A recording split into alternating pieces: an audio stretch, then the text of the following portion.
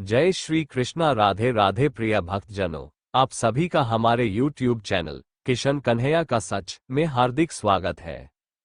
भगवान श्री हरि विष्णु और माता महालक्ष्मी की कृपा आप सभी पर सदैव बनी रहे। आप सभी का जीवन सुख, शांति, समृद्धि और भक्ति से भरपूर हो। भक्तों, जैसा कि आप सभी जानते हैं कि इस समय पवित्र पुरुषोत्तम मास चल रहा है। यह महीना भगवान श्री हरि विष्णु को अत्यंत प्रिय है। इस महीने में जो भी भक्त श्रद्धा, विश्वास और सच्चे मन से भगवान का नाम जपता है, कथा सुनता है, दान पुण्य करता है, उसके जीवन के बड़े से बड़े कष्ट भी दूर होने लगते हैं। प्रतिदिन हम सब मिलकर पुरुषोत्तम मास महात्म्य कथा का श्रवण करते हैं। कथा सुनने मात्र से मन शुद्ध होता है, पाप नष्ट होते हैं और भगवान की कृपा प्राप्त होती है।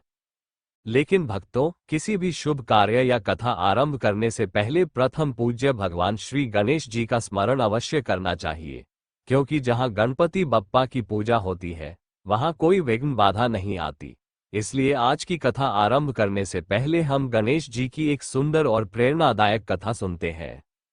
गणेश जी की छोटी सी मंगलकारी कथा प्राचीन समय की बात है। एक नगर में एक बहुत गरीब ब्राह्मण रहता था। वह प्रतिदिन भगवान की पूजा करता था, लेकिन उसके जीवन में हमेशा दुख और परेशानियां बनी रहती थी। कभी भोजन की कमी, कभी धन की कमी, तो कभी घर में बीमारी लगी रहती थी। एक दिन वो बहुत दुखी होकर मंदिर गया और भगवान से प्रार्थना करने लगा, हे प्रभु, मैं प्रतिदिन आपकी पूजा करता हूँ, फिर भी मेरे जीवन में इतनी बाधाएं क्यों आती हैं? तभी वहां एक संत महात्मा आए। उन्होंने ब्राह्मण से पूछा, क्या तुम हर शुभ कार्य से पहले श्री गणेश जी का स्मरण करते हो? ब्राह्मण बोला, नहीं महाराज, मैं सीधे भगवान विष्णु की पूजा करता हूँ। तब संत मुस्कुराकर बोले, बेटा, गणेश जी विघ्नहर्ता है। इनके बिना कोई भी पूजा पूर्ण नहीं मानी जाती। सबसे पहले गणपति बप्पा का ध्यान करो, फिर सभी देवताओं की पूजा करो। अगले दिन से उस ब्राह्मण ने सबसे पहले गणेश जी की पूजा आरंभ कर दी। वह श्रद्धा से कहता, वक्रतुंड महाकाय सूर्यकोटि समप्रभ, निर्विघ्न कुरु मे देव सर्वकार्येषु सर्वदा। धीरे धीरे उसके जीवन के सारे कष्ट दूर होने लगे। घर में सुख समृद्धि आने लगी, परिवार में खुशियां लौट आईं। तभी से कहा जाता है कि किसी भी कथा, पूजा, व्रत या शुभ कार्य से पहले गणेश जी का स्मरण अवश्य करना चाहिए। तो भक्तों, बोलिए, गणपति बप्पा मोरया, मंगल मूर्ति मोरया। अब हम आरंभ करते हैं पुरुषोत्तम मास महात्म्य कथा। अध्याय 25। राजा दृढ़धनवा ने विनम्र होकर पूछा, हे मुनिवर, व्रत तो हमने सुना, पर उसका समापन किस प्रकार करना चाहिए? वाल्मीकि मुनि बोले, हे राजन, अब मैं तुम्हें पुरुषोत्तम मास के व्रत के समापन अर्थात उद्यापन की पवित्र विधि कथा के रूप में सुनाता हूं, जिससे व्रत का पूर्ण फल प्राप्त होता है। मुनि बोले, हे राजन, जब पुरुषोत्तम मास पूर्ण होने को आए, तब कृष्ण पक्ष की अष्टमी, नवमी या चतुर्दशी तिथि में श्रद्धा और नियम पूर्वक उद्यापन करना चाहिए। उन्होंने आगे कहा, प्रातःकाल उठकर स्नान और नित्य कर्म करके मन को एकाग्र कर भगवान श्री कृष्ण का स्मरण करना चाहिए। फिर अपनी शक्ति के अनुसार ब्राह्मणों को आमंत्रित करना चाहिए। यदि संभव हो तो 30, अन्यथा 7 या 5 ब्राह्मण भी पर्याप्त है। मुनि ने विस्तार से समझाते हुए कहा, मध्याह्न में एक पवित्र मंडल बनाकर उसके ऊपर 4 कलश स्थापित करें।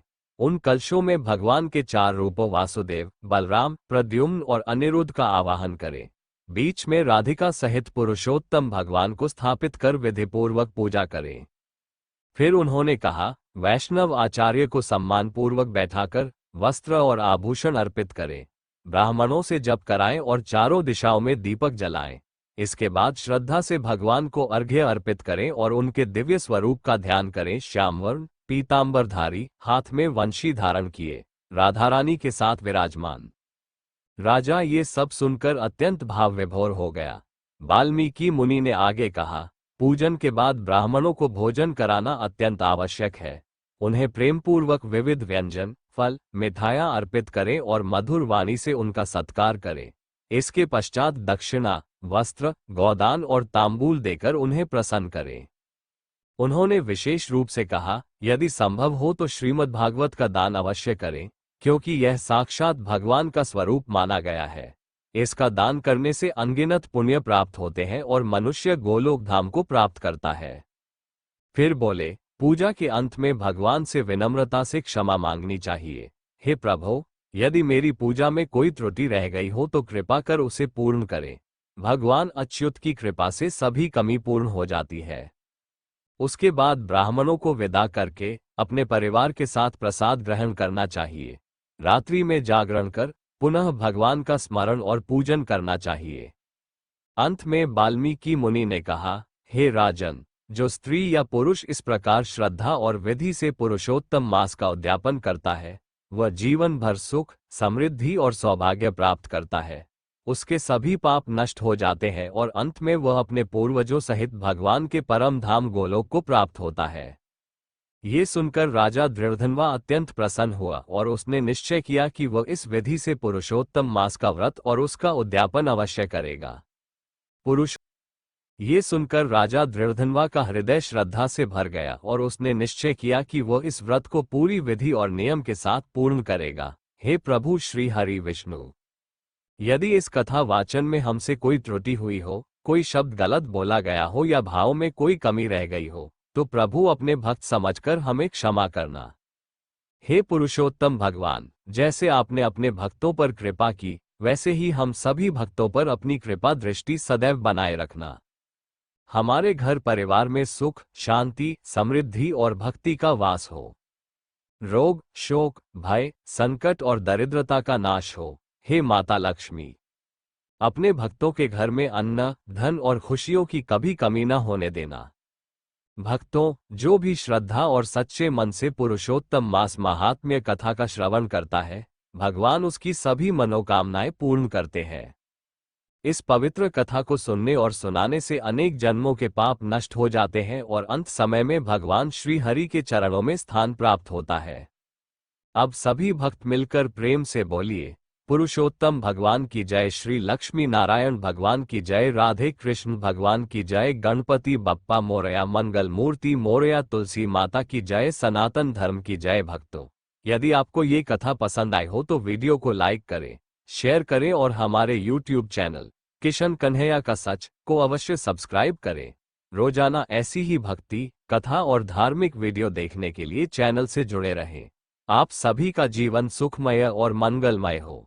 जय श्री राधे कृष्ण, हरि बोल। प्रिय भक्तों, आज हम मां महालक्ष्मी की कृपा प्राप्त करने के लिए अत्यंत पवित्र और चमत्कारी स्तुति कनकधारा स्तोत्र का पाठ करने जा रहे हैं।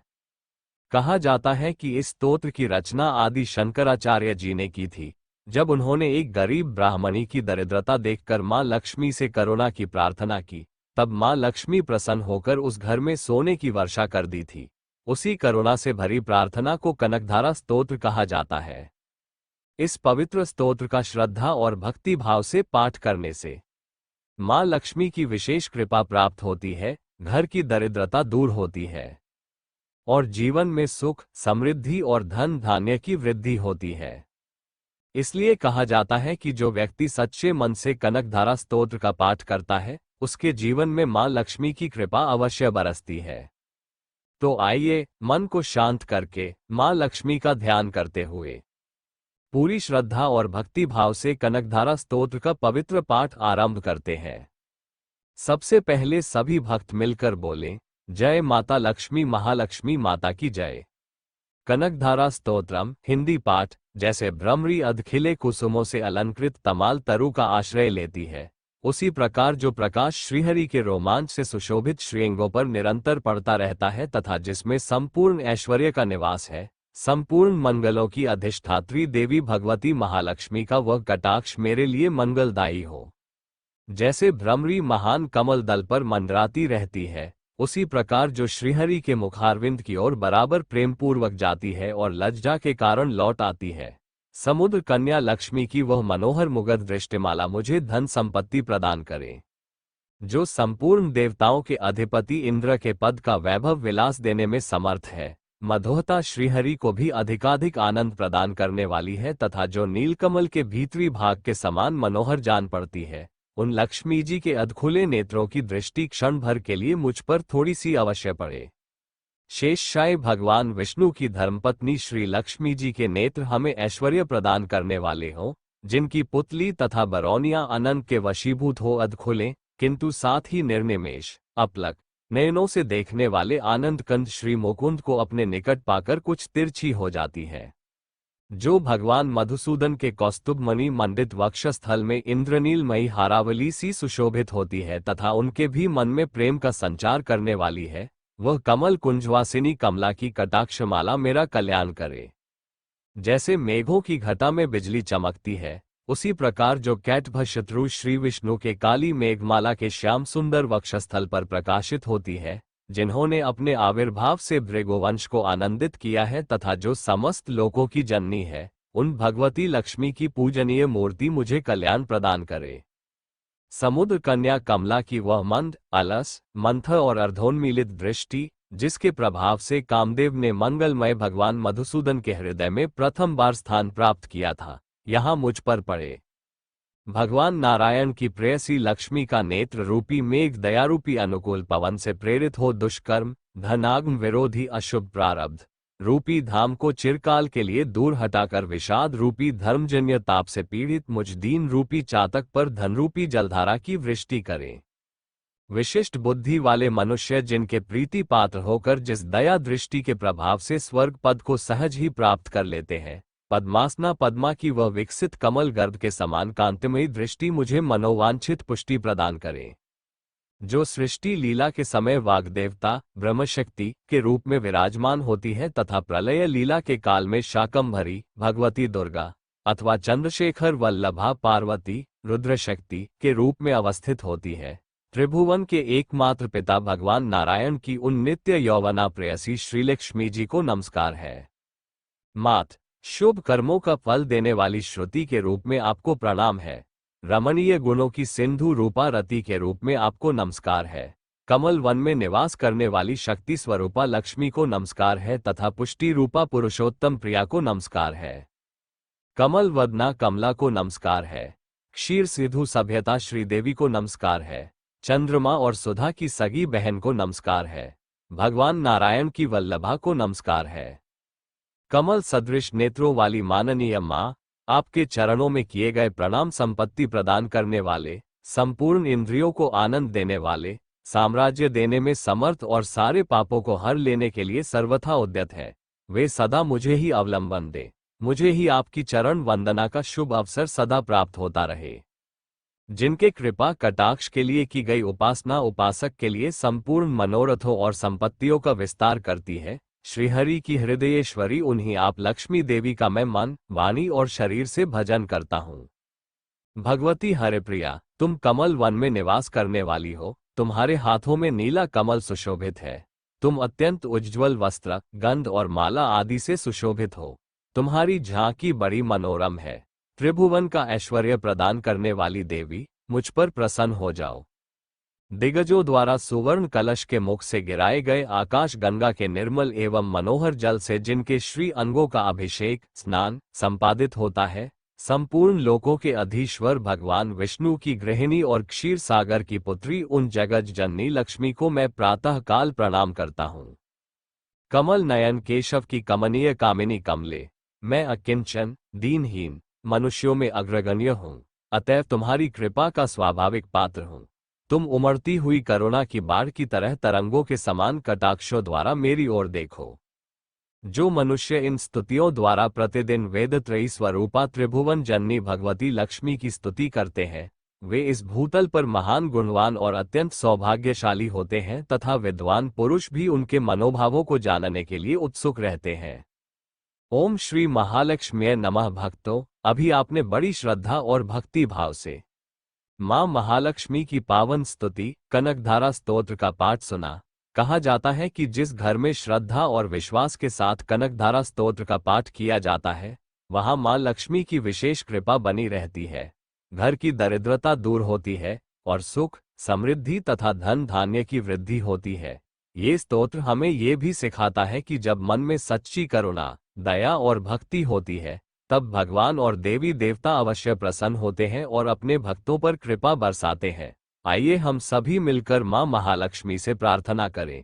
हे मां महालक्ष्मी, तुलसी माताजी की कहानी को सुनेंगे। एक कन्या थी। जब वह थोड़ी बड़ी हुई और उसको समझ आने लगी तब से ही वह तुलसी माताजी की पूजन करने लगी। उसके प्रतिदिन का नियम था कि तुलसी माताजी का पूजन करने के बाद ही खाना खाती थी। जब वह कन्या शादी के लायक हुई तब उसके माता पिता ने उसकी शादी करवा दी। कन्या को उसके माता पिता ने दहेज में भी एक तुलसी का गमला दिया।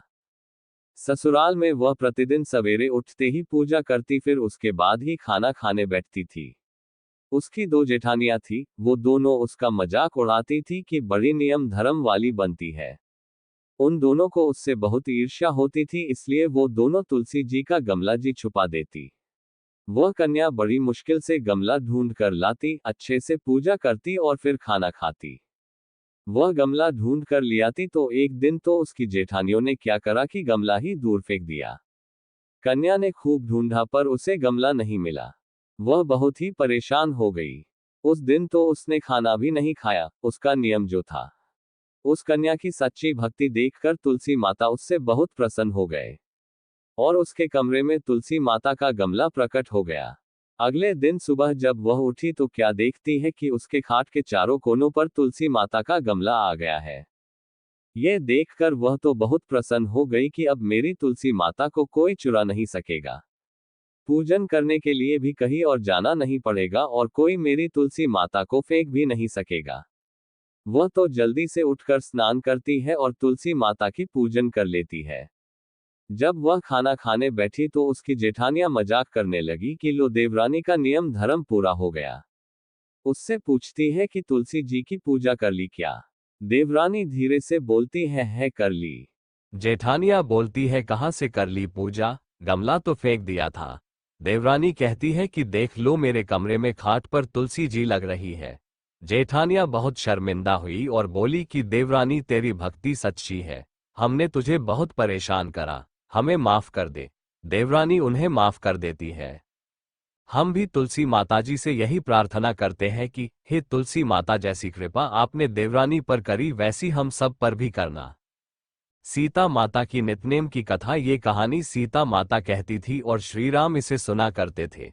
एक दिन श्री राम भगवान को किसी काम के लिए बाहर जाना पड़ गया तो सीता माता कहने लगी कि भगवान मेरा तो 12 वर्ष का नित्य नियम है, अब आप बाहर जाएंगे तो मैं अपनी कहानी किसे सुनाऊंगी। श्री राम ने कहा कि तुम कुएं की पाल पर जाकर बैठ जाना और वहां जो औरतें पानी भरने आएंगी उन्हें अपनी कहानी सुना देना। सीता माता कुएं की पाल पर जाकर बैठ जाती है। एक स्त्री आई, उसने रेशम की जरी की साड़ी पहन रखी थी और सोने का घड़ा ले रखा था। सीता माता उसे देख कहती हैं कि बहन मेरा 12 वर्ष का नितनेम सुन लो। पर वह स्त्री बोली कि मैं तुम्हारा नितनेम सुनूंगी तो मुझे घर जाने में देर हो जाएगी और मेरी सास मुझसे लड़ेगी। उसने कहानी नहीं सुनी और चली गई। उसकी रेशम जरी की साड़ी फट गई, सोने का घड़ा मिट्टी के घड़े में बदल गया। सास ने देखा तो पूछा कि ये किसका दोष अपने सिर लेकर आ गई है। बहू ने कहा कि कुएं पर एक औरत बैठी थी, उसने कहानी सुनने के लिए कहा लेकिन मैंने सुनी नहीं जिसका ये फल मिला। बहू की बात सुनकर अगले दिन वही साड़ी और घड़ा लेकर सास कुएं की पाल पर गई। सास को वहीं माता सीता बैठी मिली तो माता सीता ने कहा कि बहन मेरी कहानी सुन लीजिए। सास बोली कि एक बार छोड़, मैं तो 4 बार कहानी सुन लूंगी। राम आए लक्ष्मण आए देश के पुजारी आए, नितनेम का नेम लाए आओ राम बैठो राम। तपी रसोई जियो राम, माखन मिश्री खाओ राम। दूध बताशा पियो राम, सूत के पलका मोठो राम। शाल दुशाला पोठो राम, शाल दुशाला ओढ़ो राम। जब बोलूं जब राम ही राम, राम सवारे सबके काम। खाली घर भंडार भरेंगे, सबका बेड़ा पार करेंगे, श्री राम जय जय राम। सास बोली कि बहन कहानी तो बहुत अच्छी लगी। कहानी सुनकर सास घर चली गई और उसकी साड़ी फिर से रेशम जरी की बन गई। मिट्टी का घड़ा फिर सोने के घड़े में बदल गया। बहू कहने लगी सासू माँ आपने ये सब कैसे किया। सास ने कहा कि बहू तू दोष लगा के आई थी और मैं अब दोष उतार कर आ रही हूँ। बहू ने फिर पूछा कि वह कुएं वाली स्त्री कौन है। सास बोली कि वे सीता माता थी, वे पुराने से नया कर देती है, खाली घर में भंडार भर देती है, वह लक्ष्मी जी का वास घर में कर देती है, आदमी की जो भी इच्छा हो उसे पूरा कर देती है। बहू बोली कि कहानी मुझे भी सुना दो। सास बोली कि ठीक है, तुम भी सुनो, और सास ने कहानी शुरू की। राम आए, लक्ष्मण आए, देश के पुजारी आए, नितनेम का नेम लाए, आओ राम बैठो राम, तपी रसोई जियो राम, माखन मिश्री खाओ राम, दूध बताशा पियो राम, सूत के पलका मोठो राम, शाल दुशाला पोठो राम, शाल दुशाला ओढ़ो राम, जब बोलू जब राम ही राम, राम सवारे सबके काम, खाली घर भंडार भरेंगे, सबका बेड़ा पार करेंगे, श्री राम जय राम जय जय राम। कहानी सुनकर बहू बोली कि कहानी तो बहुत अच्छी है। सास ने कहा कि ठीक है, इस कहानी को रोज कहा करेंगे। अब सास बहू रोज सवेरे उठती, नहाती धोती और पूजा करने के बाद नितनेम की सीता की कहानी कहती। एक दिन उनके यहाँ एक पड़ोस की औरत आई और बोली कि बहन जरा सी आंच देना, तो वह बोली कि आंच तो अभी हमने जलाई ही नहीं। पड़ोसन ने कहा कि तुम सुबह 4 बजे से उठकर क्या कर रही हो? फिर उन्होंने कहा कि सुबह उठकर हम पूजा करते हैं, फिर सीता माता की नितनेम की कहानी कहते हैं। पड़ोसन ने उनकी बात सुनकर फिर कहा कि सीता माता की कहानी कहने से तुम्हें क्या मिला? वे बोली कि इनकी कहानी कहने से घर में भंडार भर जाते हैं, सारे काम सिद्ध होते हैं, मन की इच्छा भी पूरी होती है। पड़ोसन कहती है कि बहन, कहानी तो मुझे भी सुना दो। फिर वो बोली कि ठीक है, तुम भी यह कहानी सुन लो। राम आए, लक्ष्मण आए, देश के पुजारी आए, नितनेम का नेम लाए, आओ राम बैठो राम, तपी रसोई जियो राम, माखन मिश्री खाओ राम, दूध बताशा पियो राम, सूत के पल का मोठो राम, शाल दुशाला पोठो राम, शाल दुशाला ओढ़ो राम, जब बोलो जब राम ही राम, राम सवारे सबके काम, खाली घर भंडार भरेंगे, सबका बेड़ा पार करेंगे, श्री राम जय जय राम। सारी कहानी सुनने के बाद पड़ोसन कहने लगी, बहन कहानी तो मुझे बहुत अच्छी लगी। अब वो पड़ोसन भी नितनेम सीता माता की कहानी कहने लगी। कहानी कहने से सीता माता ने पड़ोसन के भी भंडार भर दिए। अब तो पूरे मोहल्ले में नितनेम की कथा चल पड़ी, हर किसी की मनोकामना पूरी होने लगी। हे सीता माता, जैसे आपने उनके भंडार भरे, वैसे ही आप हमारे भी भंडार भरना, कहानी सुनने वाले के भी और कहानी कहने वाले के भी। अब हम लोग श्रीमद् भागवत गीता के 15वां अध्याय का श्रवण करेंगे। हे प्रभु, आप ही इस संसार के पालनहार, दुखों को दूर करने वाले और भक्तों का उद्धार करने वाले हैं। आज हम श्रीमद् भगवद गीता के 15वें अध्याय पुरुषोत्तम योग का पावन पाठ सुनेंगे। जो भक्त श्रद्धा और भक्ति से इस अध्याय का श्रवण करता है, उसके जीवन के अज्ञान का अंधकार दूर होता है और उसे भगवान की कृपा प्राप्त होती है। अध्याय 15 पुरुषोत्तम योग। भगवान श्री कृष्ण कहते हैं, ये संसार एक ऐसे पीपल के वृक्ष के समान है जिसकी जड़ ऊपर की ओर अर्थात परमात्मा में है और शाखाएं नीचे की ओर फैली हुई है। वेद उसके पत्तों के समान है। जो इस संसार रूपी वृक्ष को सही रूप से जान लेता है, वही सच्चा ज्ञानी है। ये संसार अनादि काल से चलता आ रहा है। मनुष्य इसमें मोह, माया, रिश्ते, धन और इच्छाओं में फंस जाता है, लेकिन इसकी वास्तविक जड़ परमात्मा है। यदि मनुष्य केवल शाखाओं में उलझा रहेगा तो कभी सत्य को नहीं जान पाएगा। जो मनुष्य इस संसार की अस्थिरता को समझ लेता है, वही ज्ञान प्राप्त करता है। उस संसार वृक्ष की शाखाएं ऊपर और नीचे सब ओर फैली हुई हैं। तीनों गुण सत्व, रज और तम उसे बढ़ाते हैं और विषय भोग उसकी कोपलों के समान है। उसकी जड़ें मनुष्य को कर्मों में बांधती रहती है। मनुष्य अपनी इच्छाओं और कर्मों के कारण बार बार संसार में फंसता है। काम, क्रोध, लोभ, मोह और अहंकार उसे बांध लेते हैं। इसी कारण जन्म मृत्यु का चक्र चलता रहता है। इस संसार वृक्ष का वास्तविक स्वरूप समझ में नहीं आता। न इसका आदि दिखाई देता है, न अंत। इस गहरी जड़ वाले संसार वृक्ष को वैराग्य रूपी तलवार से काट देना चाहिए। फिर उस परम पद की खोज करनी चाहिए जहां पहुंचकर जीव वापस संसार में नहीं लौटता। भगवान बताते हैं कि संसार का मोह कभी समाप्त नहीं होता। इसलिए मनुष्य को भगवान की भक्ति, सत्संग और वैराग्य अपनाना चाहिए।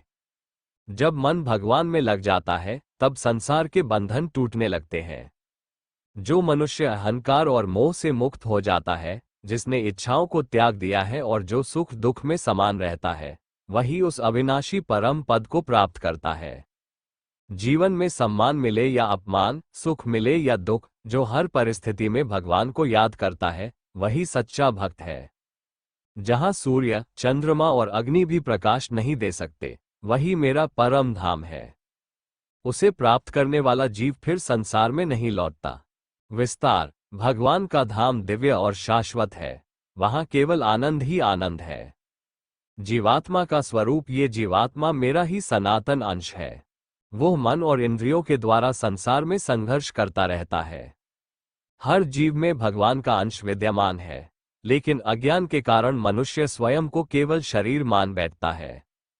जैसे वायु सुगंध को एक स्थान से दूसरे स्थान तक ले जाती है, वैसे ही जीवात्मा शरीर छोड़कर दूसरे शरीर में जाती है।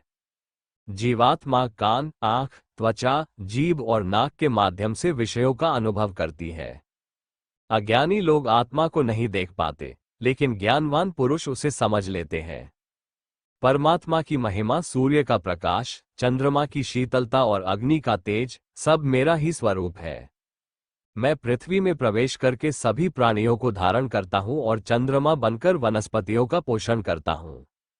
मैं ही प्राणियों के शरीर में अग्नि बनकर भोजन को पचाता हूं। मैं सबके हृदय में स्थित हूं। स्मृति, ज्ञान और विस्मरण सब मुझसे ही होते हैं। सभी वेदों द्वारा मैं ही जानने योग्य हूं। भगवान हर जीव के भीतर विराजमान है। जब मनुष्य सच्चे हृदय से भगवान को पुकारता है, तब भगवान उसकी सहायता अवश्य करते हैं। क्षर, अक्षर और पुरुषोत्तम: इस संसार में दो प्रकार के पुरुष हैं, एक नाशवान और दूसरा अविनाशी। इन दोनों से श्रेष्ठ पुरुषोत्तम परमात्मा है, जो तीनों लोकों का पालन करते हैं। मैं नाशवान और अविनाशी दोनों से श्रेष्ठ हूं, इसलिए संसार और वेदों में मुझे पुरुषोत्तम कहा गया है। जो मनुष्य मुझे पुरुषोत्तम रूप में जान लेता है, वो सब कुछ जानने वाला हो जाता है और पूर्ण भक्ति से मेरी आराधना करता है।